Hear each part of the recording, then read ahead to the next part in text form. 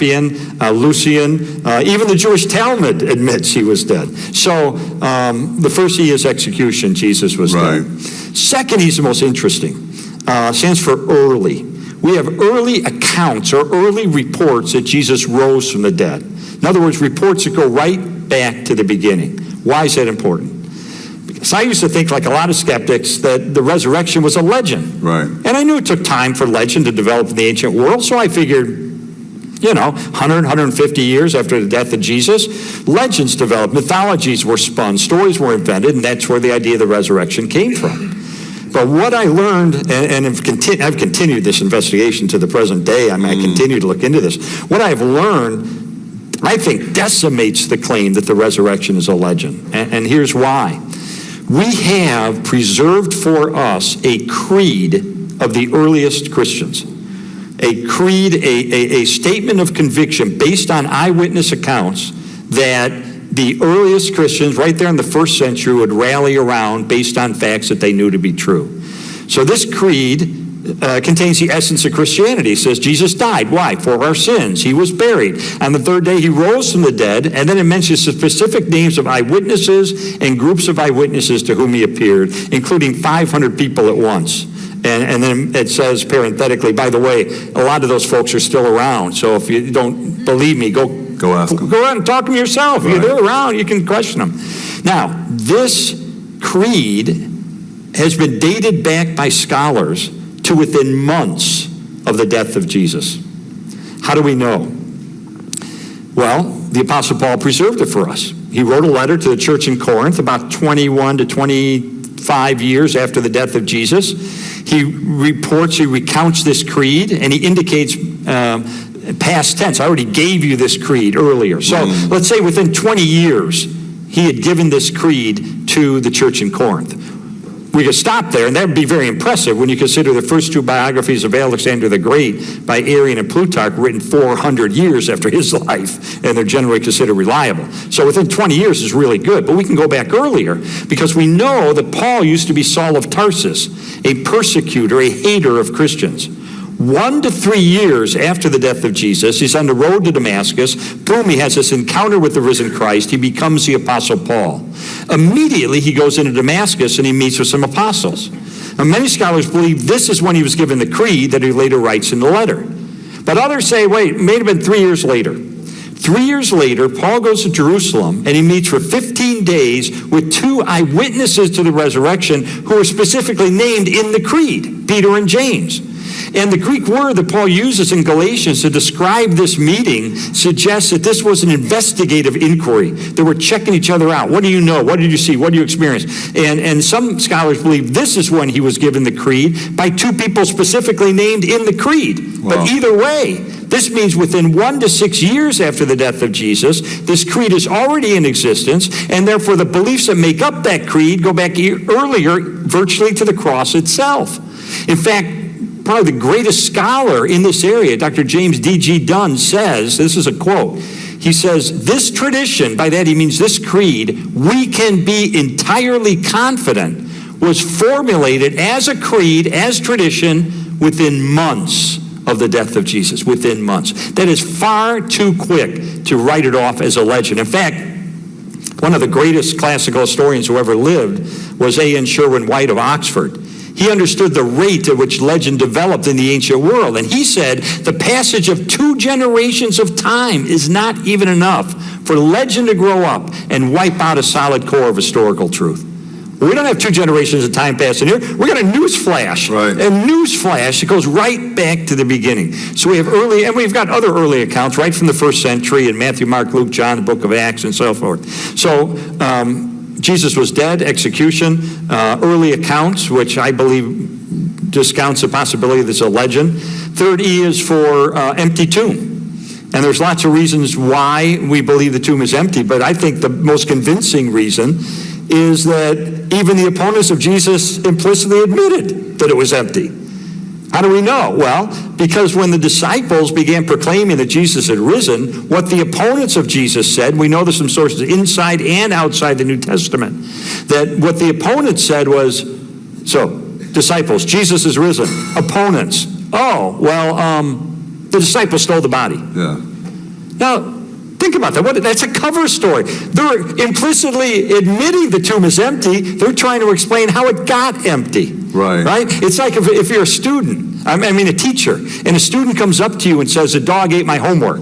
That student's admitting, "Look, I don't have my homework, but I can explain what happened to it. The dog ate it." Right. It's the same thing. So everybody's admitting the tomb is empty. That's not the issue. The issue is, how did it get empty? And then the fourth E stands for eyewitnesses. Not only was Jesus' tomb discovered empty, but over a period of time, he appears alive in a dozen different instances to more than 515 people, to skeptics and doubters, to men, to women, to groups, to individuals, indoors, outdoors, daytime, nighttime. The disciples talked to him. They ate with them. They touched him. But here's what's interesting about the eyewitnesses. Remember I said earlier, in ancient history, we're lucky if we have one or two sources to confirm a fact.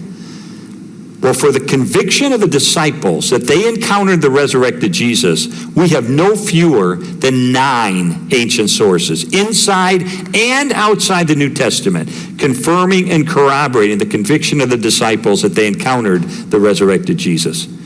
That is an avalanche of historical data. Yeah, it's convincing because as you mentioned in the book, he talks about how the disciples later gave their lives for these claims, and the pushback you got, of course, was, well, people die for lies all the time, and which is true. Yeah. But people don't die for things they know to be lies. Exactly. And I've repeated that, right? I've repeated that so many times. I got it from him. All right?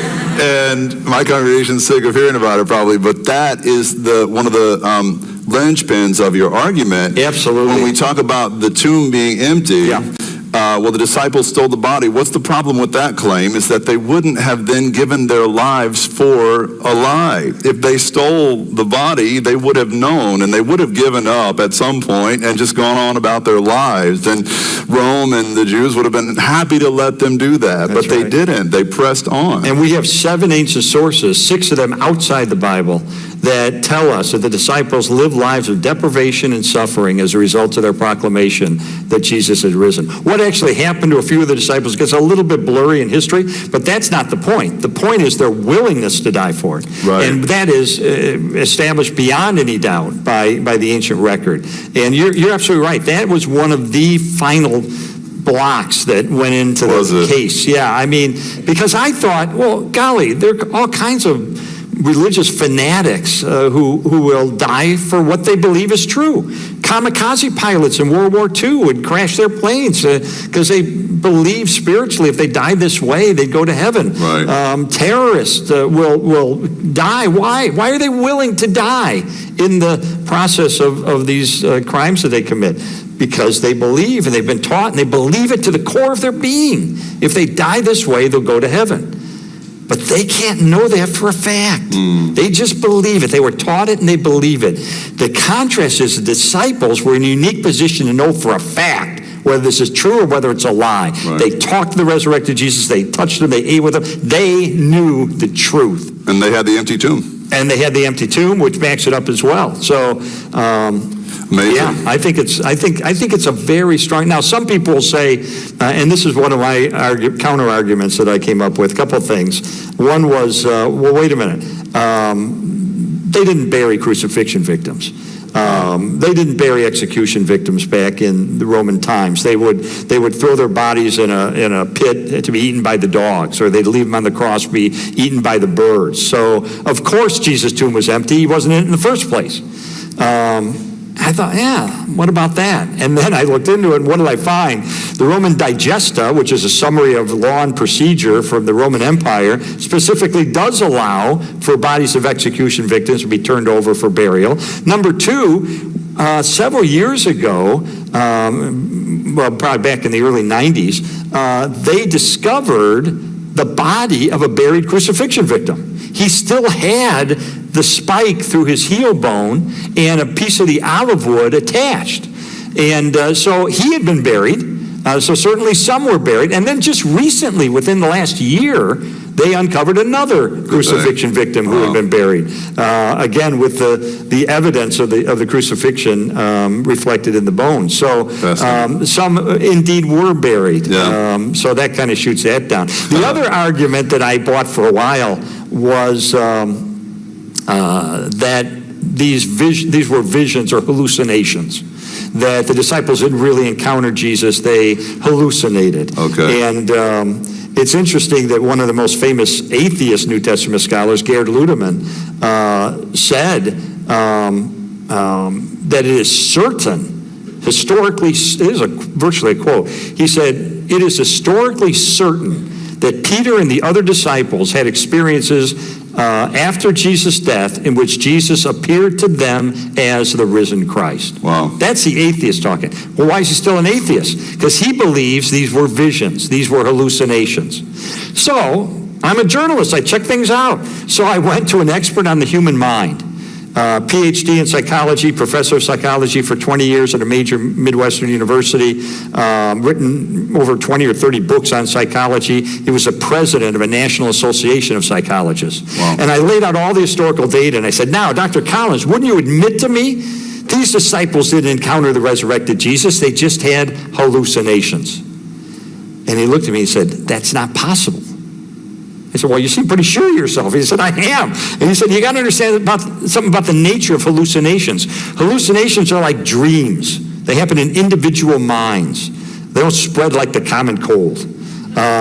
It's not like you can wake your wife up in the middle of the night and say, honey, I'm having a dream about a vacation in Maui. Let's both go back to sleep. We'll have the same dream. We'll save all the airfare. We'll save all the hotel costs. I mean, it'd be great if we could do that, but why can't we do that? Because dreams happen in individual minds, and that's the same with a hallucination. In fact, he looked at me and he said, Lee, your earliest account, your most reliable historically, the earliest account says that 500 people encountered the resurrected Jesus at one time. He said, Lee, 500 people having the same hallucination at the same time would be a bigger miracle than the resurrection. And then he said, and by the way, if these were just hallucinations, then I assume the body's still in the tomb. Whoops. Oops, yeah, the body's gone. And then I said, well, what if it's something more subtle? What if it's, and I think this is what Dr. Ludemann, the atheist, would say, that these were visions, and this is a known psychological phenomenon, that people want something so much, if they're primed for it, they can actually see things that aren't there. They miss Jesus so much. He was their leader. They loved him. Oh, John, can't you see him? He's back. I see him over there in the shadows. Well, there's a problem with that. James, the half-brother of Jesus, was a skeptic about Jesus during Jesus' lifetime. Right. He wasn't psychologically primed to have a vision of his brother returning from the dead, and yet 1 Corinthians 15 says Jesus appeared to him. What happened to him? He became a leader of the church, proclaiming that his brother had risen, and he was martyred for his faith. And then the Apostle Paul hated Christians. He wasn't psychologically primed for a resurrection, which, by the way, was totally against the teachings of Judaism of the day, that there would be one resurrection in the end, not anything in the interim.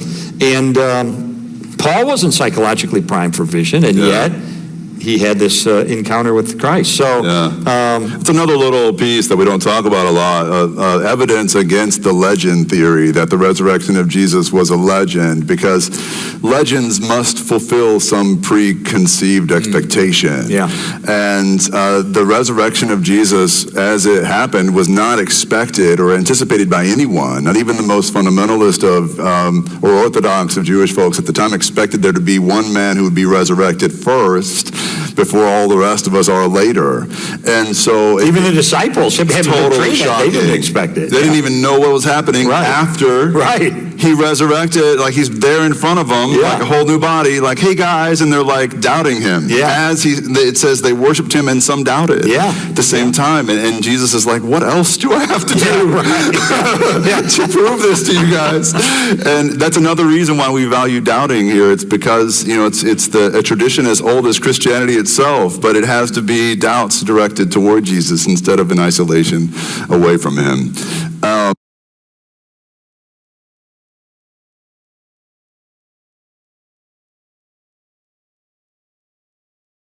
Welcome